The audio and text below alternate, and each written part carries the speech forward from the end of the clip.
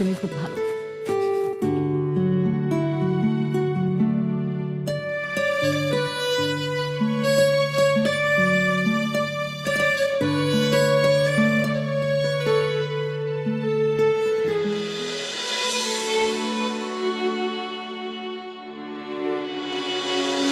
চোখ খুলবে এখন? একদম না। ওকে। টান টান। এবার খোলো। থ্যাংক ইউ, কি সুন্দর।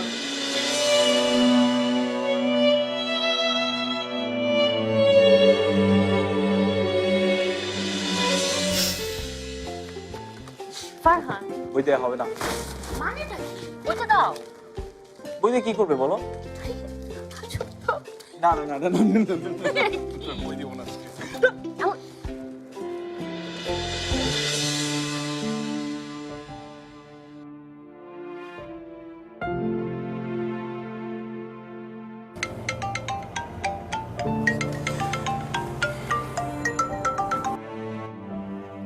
হ্যাঁ ফারদিন, পৌঁছে গেছিস তুই?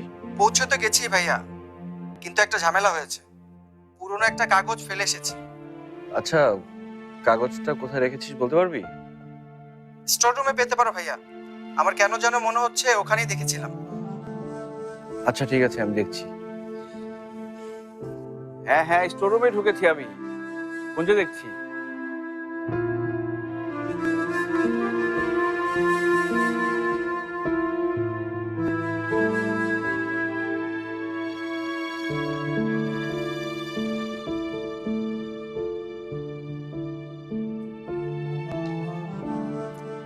হ্যালো হ্যালো হ্যালো ভাইয়া, ভাইয়া পেয়েছো ভাইয়া? হ্যালো হ্যালো ভাইয়া,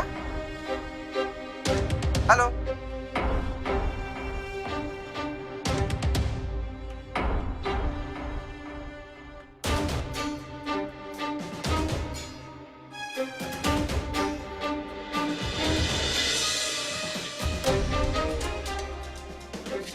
ভাইয়া, ভাবে যেদিন বাড়ি থেকে বের হয়ে গেল সেদিনই ডায়েরিটা আপনাকে দিতে বলছি, কিন্তু এতদিন আমার মনে ছিল না ভাইয়া। এই নেন। ঠিক আছে, তুমি যাও।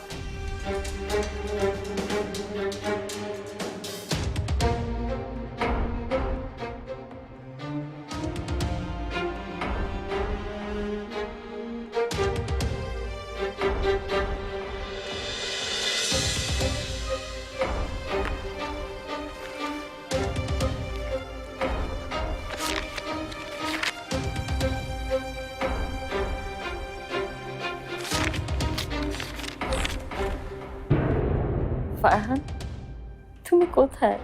তুমি এখন কোথায় আছো? সে দেখে যাও, আমাদের জীবনে কত বড় ঝড় এসেছে, সব ধ্বংস করে দিচ্ছে। চাচি আমাকে ঘর থেকে বাইরে বের করে দিয়েছে। আমি এখন বাড়ির বাইরে বসে তোমাকে এই চিঠি লিখছি।